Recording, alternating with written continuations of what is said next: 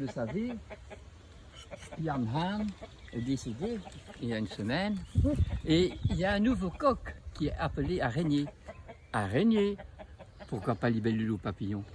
C'est un peu une introduction pour dire que depuis la Seconde Guerre mondiale, le français est resté le français et les autres langues sont restées leur langue, mais les mots n'ont plus la signification de leur origine.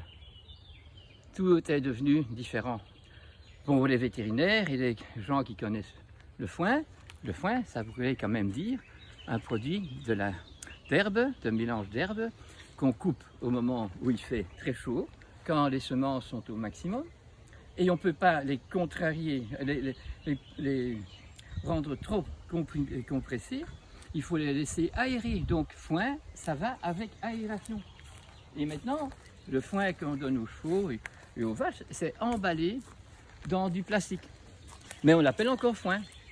Alors quand un vétérinaire veut faire un stage chez un biologiste, comme moi et comme beaucoup d'autres j'espère, eh bien il est déçu parce que tout ce qu'il apprend à l'université, tout ce qu'il apprend c'est de l'économie, c'est de la façon de pouvoir emballer et appeler du même nom quelque chose qui n'a pas ce nom.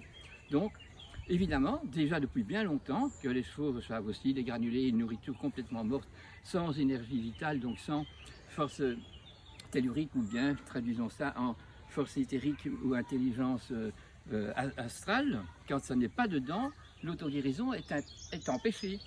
Donc, si on sait ça, on ne peut pas continuer de cette façon-là.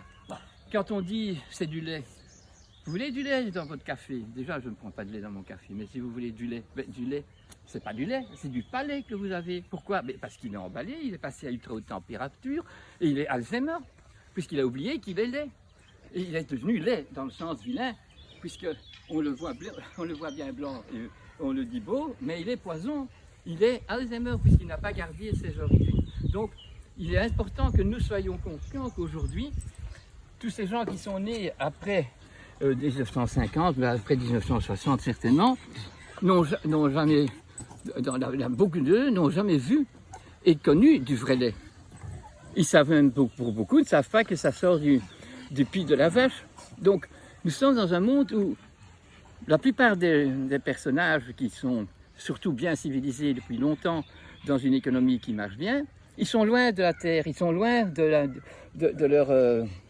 leur pensée alliée à leur rôle spirituel sur terre. Et nous sommes donc arrivés à dépasser les mesures humaines, dépasser les mesures de la nature, et voilà, nous sommes maintenant dans ce pétrin-là.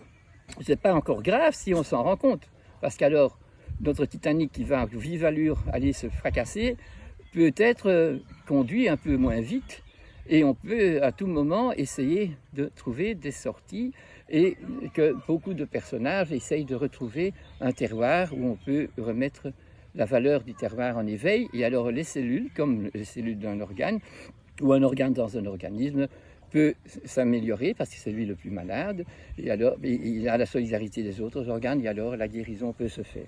Donc je voulais bien dire que nous devons vraiment savoir que pour avancer, il faut du discernement. Et qu'on pense maintenant souvent qu'on discerne bien parce qu'on est con et convaincu que si on boit 4 litres d'eau, on va être aussi beau, si belle que la femme sur Evian. Mais c'est pas vrai. Si on mange on donne à nos animaux des alimentations qui sont passées à ultra haute température, où la salade, 1 kg de salade se résume à 1 gramme de granules, vous imaginez que celui qui mange 1 gramme de salade devrait boire 1 litre d'eau. Et c'est de l'eau qui porte les bateaux et qui nourrit les arbres, mais qui n'a pas de message, parce que quand je mange ma salade et l'eau que la salade a est porteur du message et me donne du yang, je deviens calme, gentil, doux.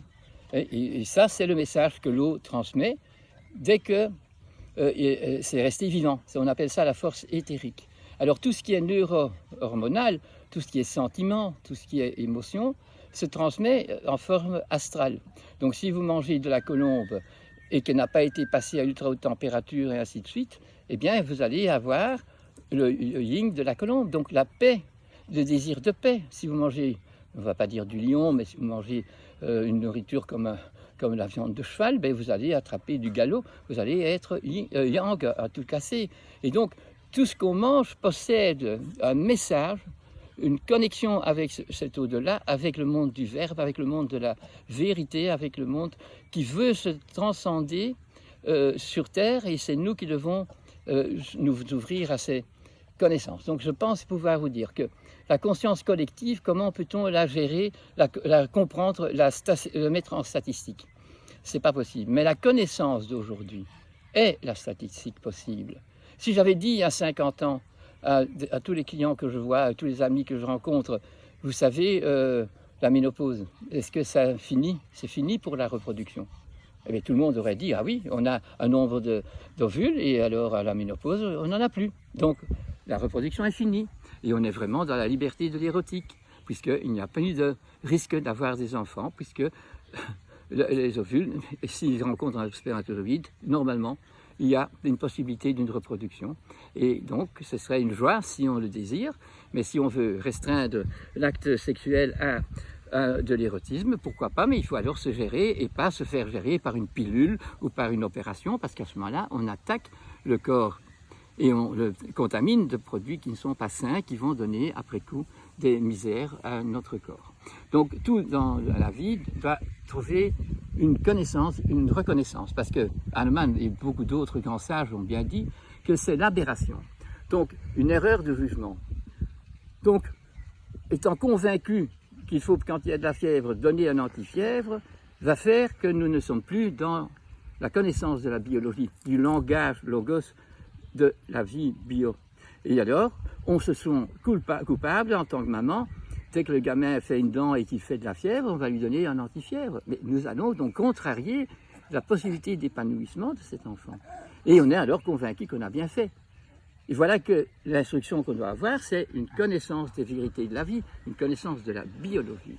Je voudrais vraiment insister pour que tout le monde commence à de nouveau être dans l'amour de vouloir connaître et reconnaître.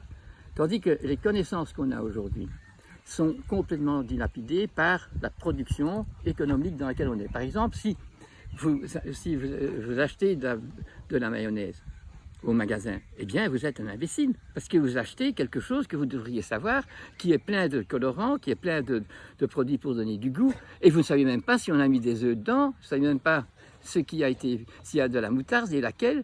On peut faire n'importe quoi. Vous êtes donc d'accord d'empoisonner votre corps, de trahir votre corps en achetant un produit dont vous savez que, et en plus on peut lire sur l'étiquette, tous les « et » qui sont mis dedans, et tout ça, et vous osez donner ça à votre corps, donc vous ne respectez pas votre corps à ce moment-là. Tandis que si vous avez été élevé à un endroit où on fait de la mayonnaise, eh bien vous connaissez, et vous pouvez transmettre ça à tous les gens que vous connaissez. Et vous savez qu'après une semaine, si on n'a pas tout mangé, qu'on va en refaire une nouvelle. Et vous savez aussi que si vous ratez votre mayonnaise, vous n'êtes simplement qu'un génie qui a un peu trébuché et que quelqu'un peut rattraper votre mayonnaise. Et que la vinaigrette est encore parfois meilleure pour la santé que la mayonnaise elle-même. Donc, ici, on a un monde dont beaucoup de pourcents, au-dessus de 80%, achètent de la mayonnaise, achètent du coca, achètent tous des produits qui sont trahison de la santé. Et quand ils sont trahison même de notre santé et des animaux de compagnie qu'on a, ils sont une trahison des animaux de production, parce que ces animaux doivent subir une vie en confinement dans une même sorte d'animaux, une même race, un même sexe, et qui ne savent pas se déployer, ils n'ont pas un nom, ils ont une éthique, ils ont dans l'oreille, ils ont une marque qui traverse l'oreille, et même quand on fait ça maintenant aux vaches, il y a le centre qui prend le cartilage pour lequel on pourrait faire, donc on marque alors les données génétiques de cet animal. On est devenu vraiment, on trace maintenant tous les animaux. Et bientôt avec le vaccin qu'on veut nous faire, et dont beaucoup de gens sont favorables, eh bien c'est pour nous tracer aussi. Mais on doit savoir qu'on est déjà des convaincus que nous devons vivre pour acquérir une maturité morale, pour s'associer à notre devoir humain et à notre amour inconditionnel pour la planète, pour les animaux qui y sont. Donc on ne doit pas condamner les conneries qui se passent parce que... Non, on ne doit pas condamner les gens qui font des conneries ou les scientifiques qui nous proposent des choses salopes. Et tous ces producteurs de technologie et producteurs de matériel de facilité qui nous enlève notre capacité d'altruisme et surtout d'être un artiste, un artisan. Nous devons condamner ce qui est faux, et quand c'est condamné, ce qui est faux, alors on peut espérer éveiller chez d'autres un amour pour ce qui est juste, et alors on quittera facilement le désir de manger un produit qui n'est pas du tout conforme à la santé. On part sur l'idée que dès qu'il y a des colorants dedans, dès qu'il y a des ajusteurs de goût dedans, ben nous savons que nous trahissons, et si c'est pour notre animal, nous le faisons aussi. Donc alors, on doit réapprendre des choses que les analphabètes savaient. Tout le monde savait nourrir son chien. Moi, quand j'ai commencé il y a 45 ans à être vétérinaire, et je voyais des chiens qui n'avaient jamais vu un vétérinaire. Ils avaient 18 ans, 17 ans, et ils n'avaient donc jamais eu de vaccin. Ils avaient toujours mangé les restes du repas. Et on avait des problèmes de verre qu'en été, parce qu'en été, on faisait des barbecues et le chien était à côté et il mangeait. Parce que, je vous l'ai dit hier, un chien qui a un loup, il sait que la chasse s'ouvre en septembre. Donc en été, on ne mange pas de viande parce qu'on ne peut pas tuer. On doit pourchasser les lapins et les faisans qu'on a laissés vivre et les pigeons parce qu'en les pourchassant, ils font leur devoir, ils font des terriers, ils font des nids et ils n'attrapent pas la myxomatose, ils n'attrapent pas la peste parce que aussi ces virus et ces bactéries-là sont des messages. Quand vous voyez tous ces lapins mourir de myxomatose, vous savez qu'il y a une autre raison. C'est la façon dont on les maltraite qui font que ce virus va venir. Et pour leur soulager la vie par une maladie grave, parce qu'ils sont alors en nombre beaucoup trop grand, puisque quand il y a un chien qui passe, il est à la laisse, et si tout seul vous devez chasser un lapin, vous allez rater votre coup. Tandis qu'en meute, on sait s'organiser. Et voilà, donc retrouver le désir de connaître vraiment comment la communication, comment l'information passe, comment votre foie sait ce que votre air fait, comment les crocus savent à quel moment il faut sortir de terre. Et ça, ce sont un langage de l'au-delà, qui est tout le temps présent, mais invisible, qui n'est pas appréhendé par nos 5 sens, ni par notre nez, ni par les yeux, mais qui est simplement on peut l'appréhender par la méditation, par la pensée, par le rentrer dans l'imaginaire, et alors essayer de laisser nous recevoir des informations de là. Tout d'un coup, quand vous faites ça, quand vous êtes dans un stress, ou que faites une inspiration profonde. Et qu'est-ce que vous recevez? Une inspiration. Au lieu d'engueuler celui qui vous faisait râler, vous avez un état plus paisible et vous dites un message qui alors rend la paix et permet de nouveau le dialogue. Voilà, donc essayons de reconnaître qu'aujourd'hui nous avons fort dévié et que la plupart de nous ne savent pas que c'est une déviation et que ce qui n'est pas déviable, ce qui répond à la logique de la vie est pour eux dangereux. Vous ne pouvez pas caresser mon chien parce qu'il pourrait avoir des proglottides de verre parce qu'il a eu des puces, et voilà, c'est pas vrai. Il vaut mieux avoir 10 000 puces ou 10 000 tiques sur vous que d'avoir un produit pesticide sur vous.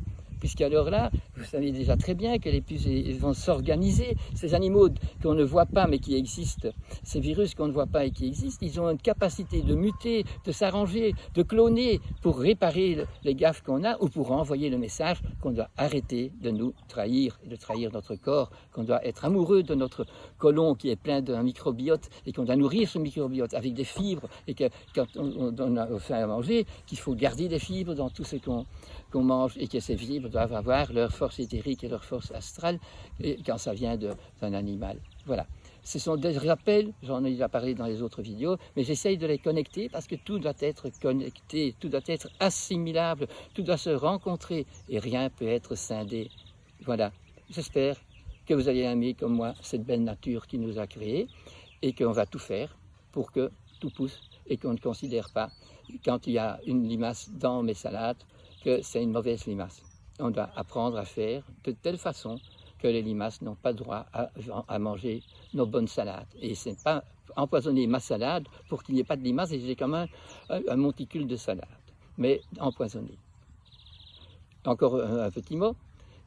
Beaucoup de gens ne mangent plus de viande ou plus de lait pas parce qu'il est stérilisé, mais parce que on fait souffrir les animaux. Donc c'est déjà un bon sentiment. Mais alors, ils se mettent à vegan ou à végétarien, mais ils n'ont pas compris qu'on maltraite tout autant les fraises et les cerises en les empoisonnant, en mettant des engrais chimiques. Donc, ce n'est pas gagné. Il faut savoir que si nous empoisonnons notre terre avec du mercure, eh bien, le mercure, à la fin de course, il arrive dans la mer, Et ce n'est pas le saumon, mais c'est surtout le thon qui en absorbe. Mais une fois que le thon a absorbé du mercure, eh bien lui, il le rebiologise. C'est-à-dire qu'alors, si on mange du thon qui fait son sacrifice d'accumuler ces toxines mercurielles, eh bien, elles sont de nouveau biodynamiques. Donc ça veut dire que quand moi j'en mange de ce thon, qui est empoisonné pas volontairement, mais indirectement par les effets de la terre vers la mer, eh bien, j'aurai des boutons peut-être, ou j'aurai une diarrhée. Tandis que si je mange ce mercure qui est tombé sur ma salade, eh bien, je mange du mercure qui est directement toxique. Donc on n'est pas sauvé en mangeant que des herbes. Il faut comprendre que tout va être vrai et juste et pas être convaincu qu'on quitte la problématique si on a pris un médicament chimique. Dès qu'on fait de la pétrochimie, on fait quelque chose de non spirituel, mais il ne faut pas laisser mourir quelqu'un quand on n'a pas d'autre manière et qu'on n'a pas assez de connaissances et de reconnaissance et de remèdes beaucoup plus dynamiques et des attaches avec ce monde de l'au-delà, ce monde d'ici partout. Et alors, voilà, il faut peut-être essayer de découvrir toutes ces vérités et d'acquérir ce qu'il faut. Ce sont donc acquérir des qualités de vie, des qualités humaines et un caractère qui n'est plus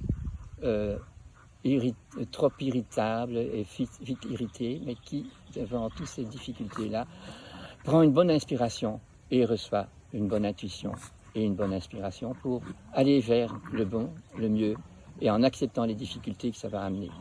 Merci de votre écoute.